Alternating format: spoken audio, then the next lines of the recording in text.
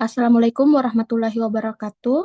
Kami dari kelompok 2 akan membahas kekerasan seksual sebagai masalah publik.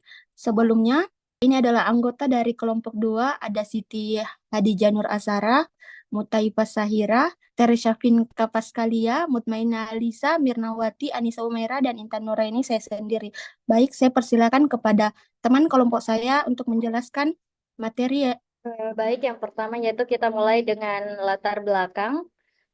Kekerasan seksual merupakan perbuatan merendahkan, menghina, melecehkan, atau menyerang tubuh dan atau fungsi reproduksi seseorang yang disebabkan oleh ketimpangan relasi kuasa atau gender dan kemudian menimbulkan penderitaan psikis atau fisik termasuk kondisi kesehatan reproduksi seseorang, dikutip dari Kementerian Pendidikan dan Kebudayaan.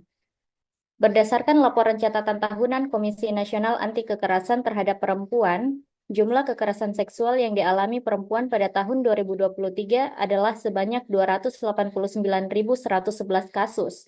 Lebih lanjut, berdasarkan data real-time, korban kasus kekerasan seksual terhitung sejak 1 Januari 2024 hingga saat ini mencapai 9.329 kasus. Baik, selanjutnya itu faktor penyebab kekerasan seksual. Yang pertama itu tekanan sosial dan ekonomi. Ketidakstabilan ekonomi menciptakan frustrasi, memicu kekerasan terutama terhadap perempuan yang bergantung secara ekonomi.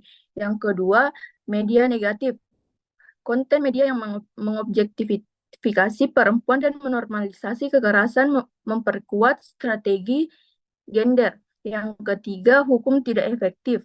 Kelemahan penegakan hukum membuat pelaku merasa tidak akan dihukum dan korban sering menghadapi stigma sosial. Yang keempat, normalisasi kekerasan seksual. Kekerasan dianggap hal biasa dalam beberapa budaya, memungkinkan pelaku merasa tindakan mereka dapat diterima. Yang kelima, masalah kontrol diri.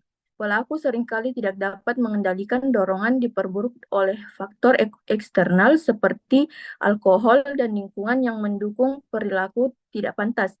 Yang keenam, stereotip gender.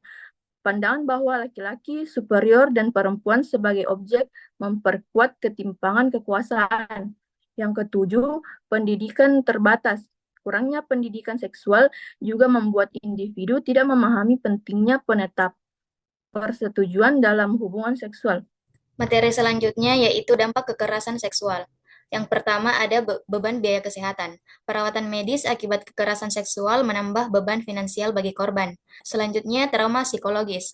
Korban sering mengalami PTSD, depresi, gangguan tidur yang dapat bertahan lama. Selanjutnya stigma sosial. Korban sering disalahkan, menyebabkan mereka terpinggirkan dalam masyarakat. Selanjutnya isolasi sosial. Banyak korban menarik diri dari lingkungan sosial karena rasa malu dan stigma. Selanjutnya, penyakit menular seksual. Kekerasan seksual meningkatkan risiko infeksi penyakit menular.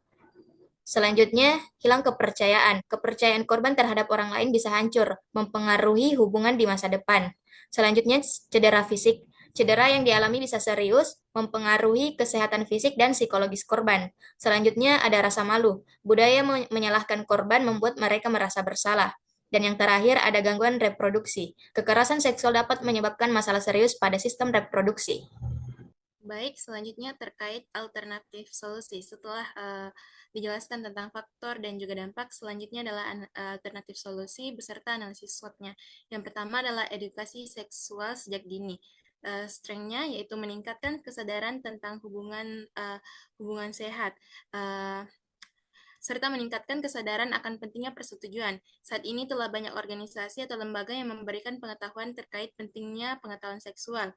Lalu weakness-nya yaitu penolakan dari kelompok konservatif, yakni yang menganggap bahwa pendidikan seksual tidak sesuai dengan norma dan budaya dan agama. Lalu opportunity atau peluangnya adalah mengurangi angka kekerasan seksual. Jika dilaksanakan dengan baik, program edukasi seksual dapat mengurangi angka kekerasan seksual melalui peningkatan kesadaran dan perubahan sikap masyarakat. Lalu threat-nya adalah misinterpretasi konten edukasi, di mana informasi yang diajarkan ini seringkali menyebabkan protes dan resistensi dari kelompok tertentu yang berpendapat bahwa hal ini melanggar norma sosial. Yang kedua, alternatif yang kedua adalah menegakkan hukum yang tegas. Strength-nya adalah menyediakan keadilan dan efek jera, di mana sehingga angka kekerasan seksual dapat mengalami penurunan. Di Indonesia sendiri telah terdapat regulasi terkait dengan masalah ini, yaitu Undang-Undang Nomor 12 Tahun 2022. Selanjutnya adalah weakness, sistem hukum yang lambat dan memihak, di mana seringkali karena sistem hukum ini membuat korban enggan untuk melapor. Adapun opportunity-nya itu meningkatkan kepercayaan publik terhadap hukum. Dengan penegakan hukum yang lebih baik, kepercayaan publik terhadap sistem peradilan dapat meningkat, dan angka pelaporan kasus kekerasan seksual juga dapat meningkat. Lalu threat-nya adalah korupsi yang bisa melemahkan proses hukum, sehingga penegakan hukum yang tegas tidak selalu efektif di lapangan. Alternatif solusi yang terakhir adalah membangun layanan pendukung bagi korban, di mana strengths-nya yang pertama adalah memberikan dukungan fisik dan emosional seperti rumah aman atau pusat konseling. Lalu weakness-nya adalah membutuhkan sumber daya yang besar, di mana tidak semua Selain itu, tidak semua korban juga mengetahui ketersediaan layanan pendukung atau tidak memiliki cukup informasi mengenai penggunaan akses layanan. Lalu opportunity-nya memberikan akses kepada korban.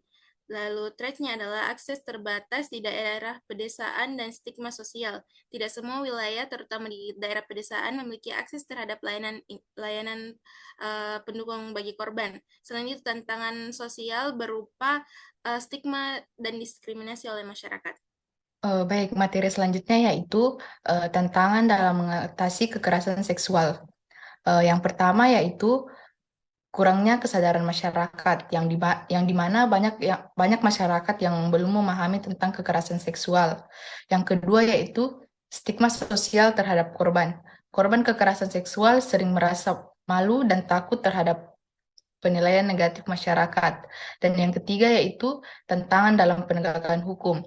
Penegakan hukum terhadap kekerasan seksual masih lemah. Proses hukum yang panjang dan sulit membuat korban ragu. Kemudian yang terakhir yaitu kurangnya pendidikan seksual yang komprehensif, yaitu kurangnya pendidikan mengenai batasan personal. Baik, selanjutnya adalah terkait tree analysis. Jadi tree analysis ini adalah salah satu cara untuk menganalisis faktor dan dampak dari sebuah fenomena. Nah, seperti tema yang diambil terkait dengan kekerasan seksual sebagai masalah publik, di mana tree analysis ini terdiri dari bagian akar dan juga bagian pohonnya. Nah, akar ini merupakan penyebab, di mana seperti yang sudah dijelaskan di awal bahwa penyebab dari kekerasan seksual ini dapat bermacam-macam. Yang pertama adalah tekanan sosial dan ekonomi, media negatif, hukum tidak efektif, normalisasi kekerasan seksual, pendidikan terbatas, stereotip gender, dan masalah kontrol diri. Kemudian dampaknya itu bermacam-macam pula, dapat berupa gangguan reproduksi, cedera fisik, hilang kepercayaan, penyakit menular seksual, isolasi sosial, rasa malu, beban biaya kesehatan, trauma psikologis, dan stigma sosial. Baik, itulah tadi hasil presentasi dari kelompok kami. Selanjutnya saya persilakan kepada rekan saya untuk membacakan kesimpulan. Baik, yang terakhir itu ada kesimpulan. Kekerasan seksual adalah masalah serius yang semakin meningkat di Indonesia, dipengaruhi oleh ketimpangan sosial, patriarki, dan lemahnya penegakan hukum. Faktor-faktor penyebabnya meliputi tekanan ekonomi, pengaruh media negatif, dan kurangnya pendidikan seksual yang komprehensif. Dampaknya mencakup trauma fisik dan psikologis, stigma sosial, serta isolasi bagi korban. Solusi yang diusulkan mencakup edukasi seksual sejak dini, penegakan hukum yang tegas, dan layanan dukungan bagi korban. Tantangan utama dalam mengatasi kekerasan seksual adalah rendahnya kesadaran masyarakat, stigma korban, dan hambatan dalam sistem hukum. Upaya kolaboratif dari berbagai pihak diperlukan untuk menciptakan lingkungan yang aman dan setara. Baik, itulah kesimpulan dari presentasi kelompok kami. Sekian dari kelompok kami. Assalamualaikum warahmatullahi wabarakatuh.